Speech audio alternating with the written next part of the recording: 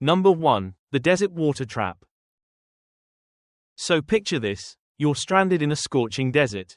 Sand dunes stretching in every direction like nature's oven. And you've got one tiny bottle of water. Popular wisdom says, just ration it, tiny sips, make it last. That sounds smart, right? Yeah. It's also how you end up dehydrated and cooked alive like a human raisin. Here's the deal, your body doesn't care about your rationing strategy. If you're sweating buckets in 110-degree heat and only giving yourself little, baby sips, your body can't cool down. Your blood thickens, and your brain starts staging a coup. You end up dizzy, delirious, and hallucinating camels that aren't there. Survival experts actually say it's better to drink what you have when you need it, so your body keeps functioning long enough to find help or shade. Because, spoiler alert, a functioning brain makes way better decisions than a half-dead one. Think of it like fueling a car. If you've only got a little gas, you don't just sip it out to make it last. You actually drive the car until you reach somewhere useful. So yeah, rationing water in the desert, that's basically the equivalent of saying, I'd like to die slowly, please, but with manners. Number 2. Sucking out snake venom. Movies really set us up for failure on this one. You get bitten by a rattlesnake.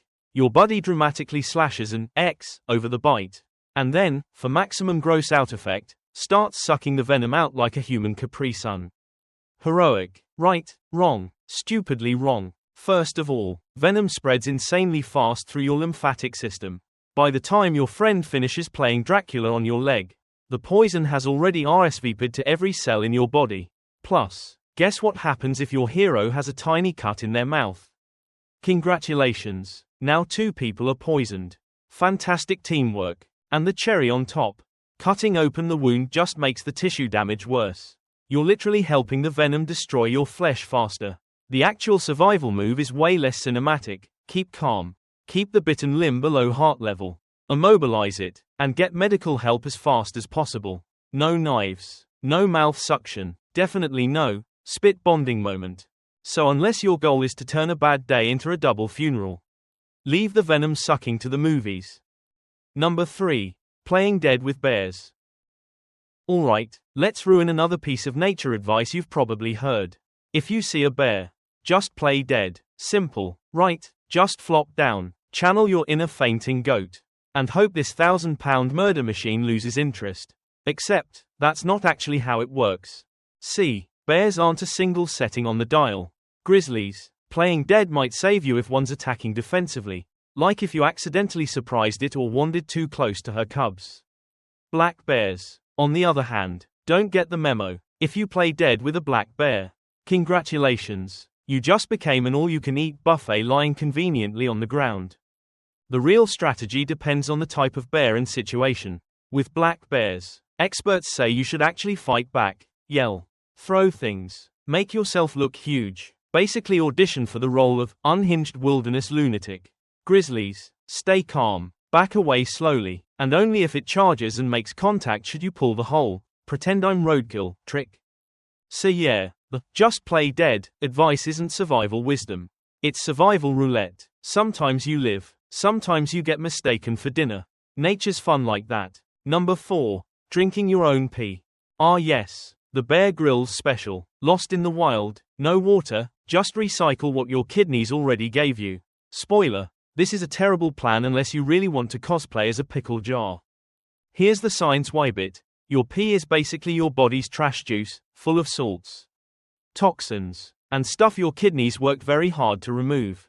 When you drink it, you're forcing your body to reprocess its own garbage.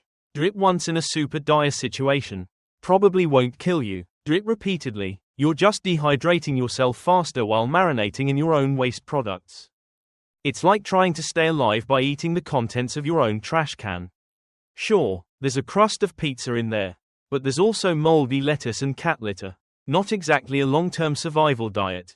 Real survival advice: if you're desperate, pee can be used in creative ways, like soaking clothing to cool down or as a very questionable disinfectant. But drinking it like a Mountain Dew replacement, that's not survival, that's just slowly turning yourself into a briny science experiment. Number 5. Hiding under a doorway in earthquakes. Here's a classic survival myth they drilled into us in school. If there's an earthquake, get under a doorway. Sounds official. Sounds safe. Sounds like you're about to dramatically stand in the one sacred rectangle of safety while the world collapses around you. Except, nope. That advice came from early 20th century buildings, where door frames were made of heavy, reinforced wood that could survive quakes. Modern buildings, not so much. Doorways are just flimsy rectangles in drywall. And standing there is like auditioning to get smacked in the face by falling debris while also blocking your escape route. The better option is what experts actually call the drop, cover, and hold on method. Basically, hit the deck, crawl under a sturdy desk or table, and cling to it like it's the last lifeboat on the Titanic. Flat on the ground is also safer than standing in a shaking house of cards. So yeah, doorway safety is one of those myths that lingers because it feels logical. But in reality, all you're doing is setting yourself up to get whacked by ceiling tiles. Or worse, crushed by a door that slams shut on your heroic little hiding spot. Congratulations, you just made yourself a human doorstop. Do you have any survival tips? Comment below to let everyone know.